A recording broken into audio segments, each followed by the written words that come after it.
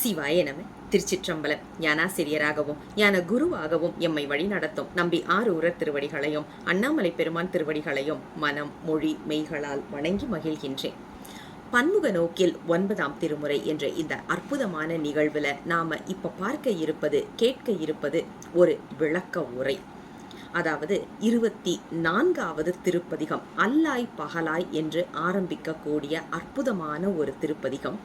இந்த பதிகத்தை பாடலோடு இதை விளக்கிச் சொல்லுவதற்காக நம்மோடு இணைந்திருப்பவர் நம்ம மன்றத்தின் மிகச் சிறப்பான ஒரு உறுப்பினர் என்று சொல்ல வேண்டும், சிவ பவித்ரா.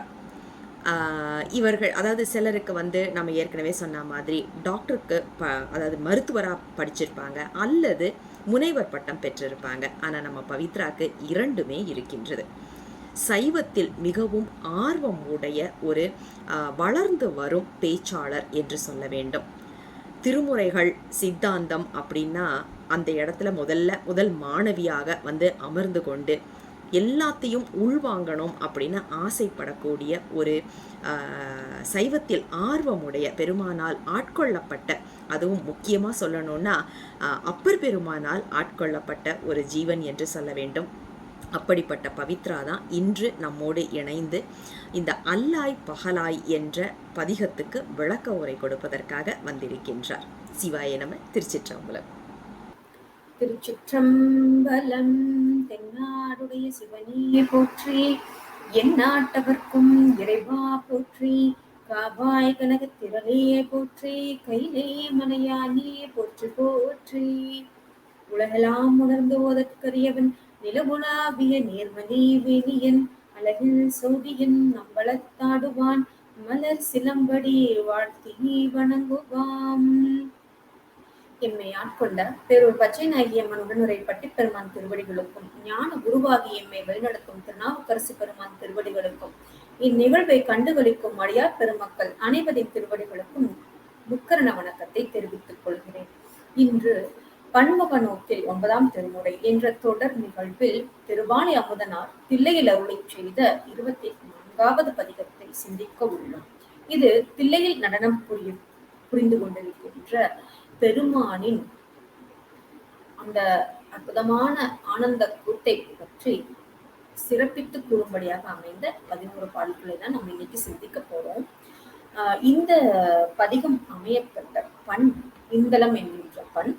முதல் பாடல் அல்லாய் பகலாய் அருவாய் உருவாய் ஆரா அமுதமாய் கல்லால் நிழலாய் கைலை மலையாய் காண அருள் என்று பல்லாயிரம் பேர் பதஞ்சலிகள் பரவ வெளிப்பட்டு செல்வாய் மதில் தில்லைக்கு அருளி தேவன் ஆடுமே.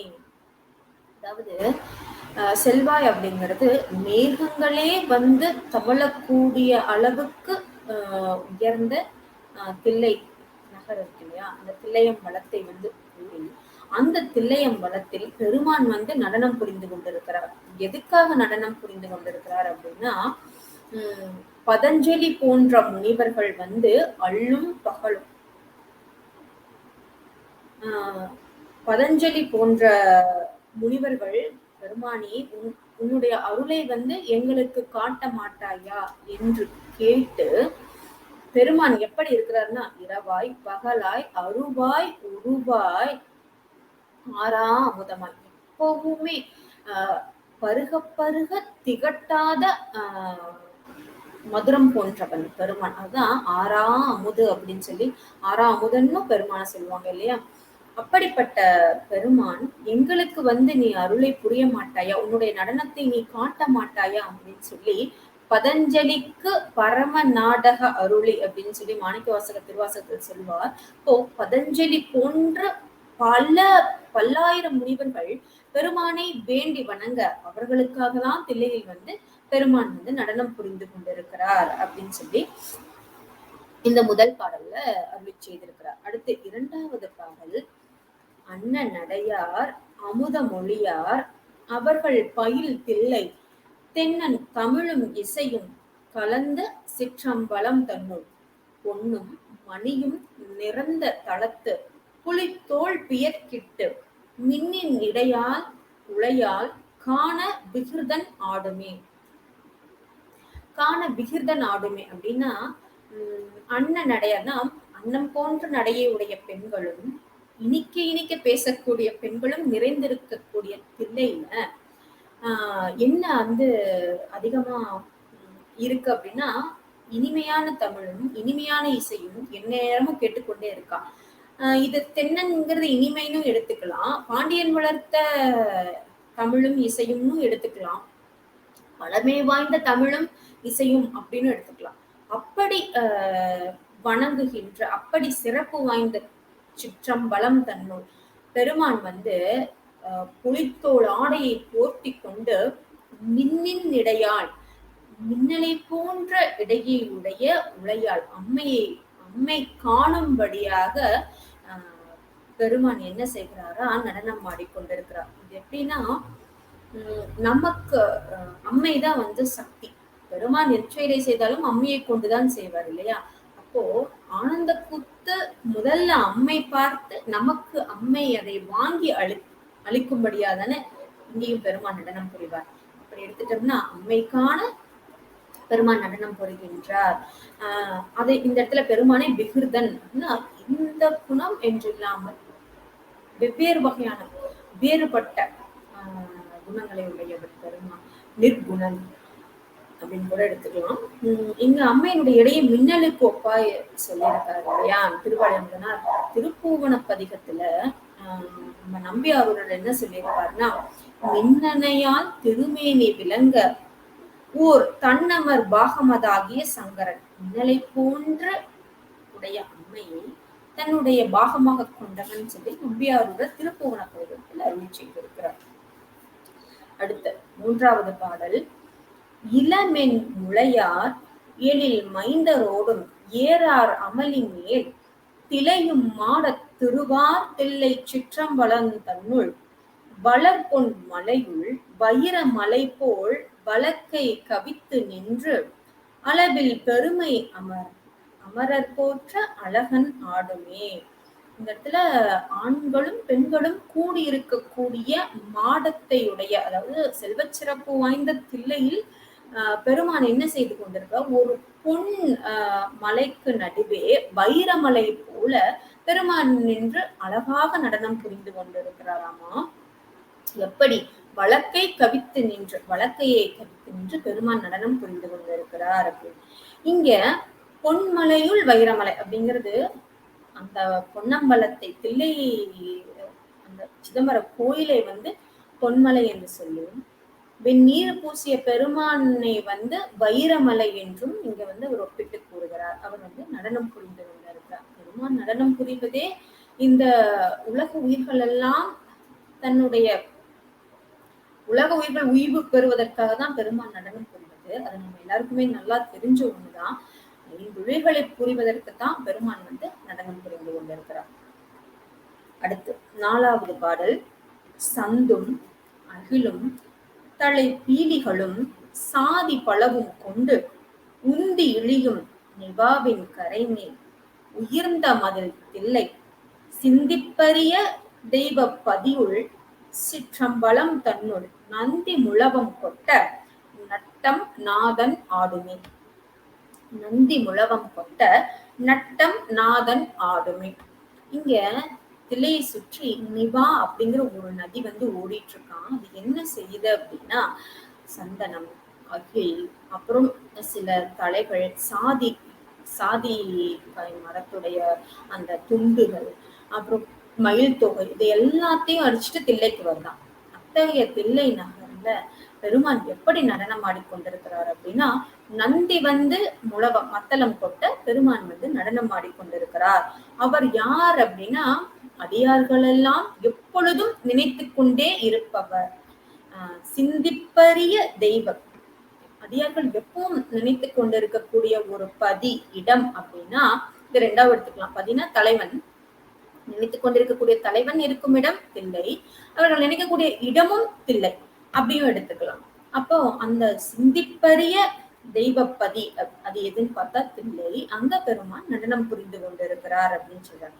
இந்த சிந்திப்பரிய அப்படிங்கிற ஒரு சொல்ல கேட்கும் போதே நமக்கு வந்து திருவையாற்று திருவையாற்றில் அப்பர் அருளை சென்ற பதிகம் தான் நமக்கு வந்து நினைவுக்கு வருது. அது என்னன்னா, சிந்திப்பரியன சிந்திப்பார்க்கு சிறந்த செந்தேன் முந்தி பொழிவன. நீ நினைச்சா போதும், உனக்கு அவர் வந்து முந்தி பொழிவார். நீ நினைத்து முடிப்பதற்கு முன்னாலே வந்து உனக்கு என்ன செய்வார் அப்படின்னா, நீ நினைச்சதுக்கான பலன் அவர் வந்து பொழிந்துருவாராம். அது கொடுக்கறதெல்லாம் இல்ல, பொழிந்து விடுவார் அப்படின்னு சொல்லி இந்த பாடல்ல வந்து அப்பர் பெருமான் ரொம்ப அழகா சொல்லியிருப்பார். அடுத்த 5வது பாடல். ஓம புகையும் அகிலின் புகையும் உயர்ந்து முகில் தோய தீமை தொழிலாளர் மறையோர் மல்கும் சிற்றம்பலம் தன்னுள் வாமத்து எழிலார் எடுத்த பாதம் மழலை சிலம்பு ஆர்க்க தீமே சடைமேல் திங்கள் சூடி தேவன் ஆடுமே. இப்போ தில்லை நகர்ல இருக்கிற மேகங்களை முட்டும் அளவிற்கு அங்க செய்யக்கூடிய வேள்வி புகையும், மாட மாளிகைகள் எல்லாம் எழுப்பக்கூடிய அகிப்புகையும் என்ன என்ன ஆகுதுன்னா, அந்த மேகத்தையே சென்று முட்டும் அளவுக்கு வருதான். அங்க வந்து அந்தணர்கள் விரும்பி வேள்விகளை வந்து செய்து கொண்டிருக்கிறார்கள். பெருமானை வணங்கி வேள்வி செய்து கொண்டிருக்கிறார்கள். அத்தகைய சிறப்பு வாய்ந்த தில்லையுள் பெருமான் என்ன செய்கிறார் அப்படின்னா, வலது கால் கீழ் ஒன்று இடது காலை தூக்கி, அதாவது நமக்கெல்லாம் அருள் புரிகின்ற அந்த குஞ்சித பாதத்தை தூக்கி சிலம்பு ஒளியெல்லாம் கேட்கும்படி, சிலம்பு ஒளி அந்த இசை வந்து கேட்கும்படியா அந்த சடை இருக்கியா சிவந்த அந்த சடையை விரித்து திங்களை சூடி பெருமான் வந்து நடனம் புரிகின்றார். ஆடை எடுத்திட்ட பாதமன்றோ நம்மை ஆட்கொண்டது அப்படின்னு அப்பர் பெருமான் சொல்லியிருப்பார். அப்போ அந்த பாதத்தை பெருமான் அழகாக எடுத்து சிவந்த சடையையும் அதில் சூரிய சந்திரனையும் கொண்டு பெருமான் அற்புதமாக நடனம் ஆடிக்கொண்டிருக்கிறார் தில்லையில். இந்த பாடல அருள் செய்திருக்கிறார். அடுத்த 6வது பாடல். குரவம் கோங்கும் குளிர் புன்னை கைதை குவிந்த கரைகள் மேல் திரை வந்து உழவும் தில்லை மல்கு சிற்றம்பலம் தன்னுள். இங்க தில்லை எப்படி இருக்கா, கோங்கு, குரவம், புன்னை, அப்புறம் வந்துட்டு தாழை இது எல்லாமே அங்க இருக்கிற தில்லை சுற்றி இருக்கக்கூடிய கடலுக்கு அருகில் இருக்கான். இந்த செடிகள் மேலெல்லாம் அந்த அலை வந்து அடிச்சுட்டே இருக்கான், வந்து வந்து போகுது. அப்படியான சிறப்பு வாய்ந்த தில்லை நகருள் பெருமான் எப்படி நடனம் புரிந்து கொண்டிருக்கிறார்? வரை போல் மலிந்த மணி மண்டபத்து மறையோர் மகிழ்ந்து ஏத்த அரவம் ஆட அனல்கை ஏந்தி அழகன் ஆடுமே. மணி அப்படிங்கிறது ரத்தன மணின்னு இந்த இடத்துல எடுத்துக்கிட்டோம்னா, வரை போல் மலிந்த மலை போன்று இருக்கக்கூடிய அந்த பொன்னம்பலத்துல ரத்தனமணி மண்டபத்தில் ரத்தனங்கள் எல்லாம் பதித்த அந்த மண்டபத்துல பெருமான் அரவம் ஆட, அவர் ஆடும்போது அவர் அணிந்திருக்கக்கூடிய அணிகலனும் ஆடும் இல்லையா, அரவம் ஆட அனலை வந்து கையில் ஏந்தி அழகன் வந்து என்ன செய்யறார்? இந்த இடத்துல பெருமானை அழகன் சொல்றார். என்றுமே மாறாத வந்து இளமைத்தன்மை உடையவன் அழகன். அது வந்து நம்ம பெருமான் வந்து அனலை கையில் ஏந்தி நடனம் புரிகிறார். எதற்கு அந்த அனலை கையில் ஏந்தி இருக்கிறார்னா, நம்ம வினைகளை எல்லாம் சுட்டெரிக்கக்கூடியது பெருமான் கையில் ஏந்தி இருக்கக்கூடிய அனல். அந்த அனலை ஏந்தி பெருமான் வந்து நடனம் புரிகிறார் அப்படின்னு சொல்றார். அடுத்து 7வது பாடல்.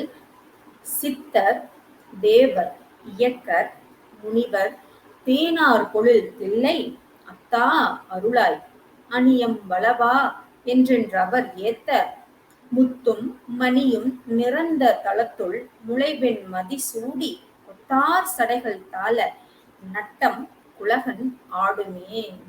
இந்த இடத்துல சித்தர்கள், தேவர்கள், இயக்கர்கள், அப்புறம் இன்னும் முனிவர்கள், இவர்கள் எல்லாம் வண்டுகள் மொய்க்கின்ற சோலையுடைய தில்லையில் நடனம் புரிந்து வந்திருக்க பெருமானே எங்களுக்கு அருள் புரிய மாட்டாயா அப்படின்னு கேட்டு அவரை வந்து அணியம்பளவா, இந்த அழகான தில்லையில் நடனம் புரிகின்ற அம்பல கூத்தனே அப்படின்னு எல்லாம் சொல்லி வெவ்வேறு புகழ்மொழிகள் சொல்லி பொருள், இது வந்து பொருள் சேர்ப்புகள் தான். நம்ம பொதுவா உலகியல்ல சொல்லக்கூடிய புகழ்மொழி கிடையாது, இது பொருள் சேர்ப்புகள். அத வந்து நீ அம்பளவா என்று கூறி எங்களுக்கு அருள் புரிய மாட்டாயா அப்படின்னு இவர்களெல்லாம் அவரை வணங்குகின்றார்கள். அப்படி வணங்கக்கூடிய அந்த பெருமான் முத்தும் மணியும் முத்தும் மணியும் பதிக்கப்பட்ட அந்த மண்டபத்துக்குள்ள என்ன செய்கிறார் அப்படின்னா அழகாக நடனம் புரிந்து கொண்டிருக்கிறார். அவருடைய அந்த சடைகள் எல்லாம் தாழ, அதாவது நடனமாடும் போது அந்த சடை வந்து அவிழ்ந்து கீழே வந்து விரிந்து இருக்கும் இல்லையா, அப்படிப்பட்ட சடைகள் தாழ நடனம் புரிகிறாராம். அடுத்து 8வது பாடல். அதிர்த அரக்கன் நெறிய விரலால் அடர்த்தாய் அருளென்று துதித்து மறையோர் வணங்கும் தில்லை சிற்றம்பலம் தன்னுள் உதித்த போழ்தில் இரவி கதிர் போல் ஒளிர் மாமணி எங்கும் பதித்த தலத்து பவளமேனி பரமன் ஆடுமே. பதித்த தலத்து பவளமேனி பரமன் ஆடுமே அப்படிங்கிற. அதாவது நமக்கு இந்த கதை வந்து நம்ம எல்லாரும் அறிந்த ஒரு கதை தான். ராவணன் வந்து கைலாய மலையை பெயர்க்க முற்படும் போது அவனுடைய தோள்கள் நெறியுமாறு அந்த மலையை வைத்து தன் கால் விரலால் வந்து பெருமான் நெறித்தார். அதற்கப்புறமா அப்படிப்பட்ட பெருமான் நடனம் புரியக்கூடிய இடம் இது. மறையோர்கள் எல்லாம் வணங்கக்கூடிய இடம் தில்லை.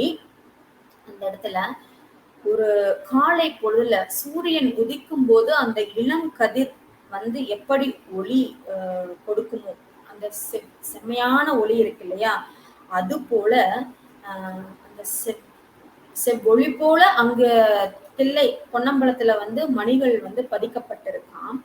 அப்படி சிறப்பு வாய்ந்த செவ்வொளியை வீசக்கூடிய தில்லையில் பெருமான் வந்து நடனம் புரிகிறான். அதாவது நடனம் புரிந்து கொண்டிருக்கிறான். இப்பவும் அவர் நடனம் புரிகிறார் தான். இல்லைன்னா உயிர்கள் எப்படி ஐந்தொழில்களை உயிர்களுக்காக எப்படி அவர் ஐந்தொழில்களை செய்ய முடியும்னா, உயிர்கள் பிறக்கும் இறக்கும் பிறக்கும் இறக்கும் இந்த செயலை வந்து ஒரு சுழற்சி இல்லையா. அப்ப பெருமான் நடனம் புரிந்து கொண்டே இருக்க வேண்டும். எக்காலத்தும் வந்து பெருமான் நடனம் புரிந்து கொண்டே இருக்க வேண்டும். அப்படி அவர் புரியும் இடம் தில்லை அப்படின்னு இந்த பாடல அறிவிச்சிருக்கிறார். அடுத்து 9வது பாடல். மாலொடு அயனும் அமரர் பதியும் வந்து வணங்கி நின்று ஆள கண்டா அரணே அருளாய் என்றென்று அவர் ஏத்த சேலாடும் வயல் தில்லை மல்கு சிற்றம்பலம் தன்னுள் பாலாடு முடி சடைகள் தாழ பரமன் ஆடுமே. திருமால் அயன் போன்ற தேவர்கள் எல்லாம் பெருமானிடம் வந்து ஆலகண்டா. ஏன் ஆலகண்டா அப்படின்னு சொல்றாங்கன்னா, தேவர்களுக்கெல்லாம் ஒரு துயர் ஏற்படும் போது பெருமான் என்ன செய்தார் அப்படின்னா, அந்த விஷத்தை வந்து வாங்கி தன் கண்டத்தில் வைத்துக் கொண்டு அவர்களுக்கு வந்து கருணையை புரிந்தார். அப்போ எங்களுக்கு ஏதாவது ஒரு இடையூறுனா நீதான் வந்து காப்பாத்தணும் அப்படின்னு சொல்லி பெருமானிடம் போய் கேட்டா அவர் எப்படியும் அருள் புரிந்து விடுவார் அப்படிங்கிற ஒரு தன் நலத்தோட தான் வந்து அவங்க போய் கேக்குறாங்க. எப்படி, எங்களுக்கு வந்து ஆலகண்டா அரணே, எங்களை எல்லாம் காப்பவனே, அருளாய் என்று பெருமானை ஏத்துக்கிறார்களாம்.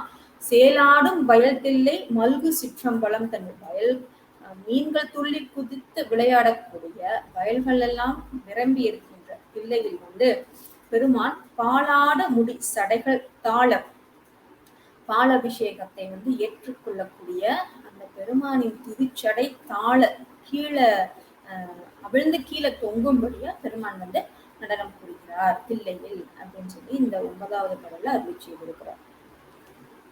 அடுத்து 10வது பாடல். நெடிய நமனும் மறை சாக்கியரும் நிரம்பா பல்கொடி செடியும் தவத்தோர் அடையா தில்லை சிற்றம்பலம் தன்னுள் அடிகள் அவரை ஆரூர் நம்பி அவர்கள் இசைப்பாட கொடியும் விடையும் உடைய கோல குலகன் ஆடுமே. இந்த இடத்துல நம்பி ஆரூரர் வந்து தில்லையில் வந்து பெருமானை தரிசித்திருக்கிறார் அப்படிங்கிற ஒரு குறிப்பு வந்து நமக்கு கிடைக்குது. அவர் வந்து தரிசித்தார். ஏன்னா இப்பொழுதும் அவர் பெருமானையை நினைந்திருந்தார். அவருக்கு பெருமானின்றே வேற நினைப்பில்லை.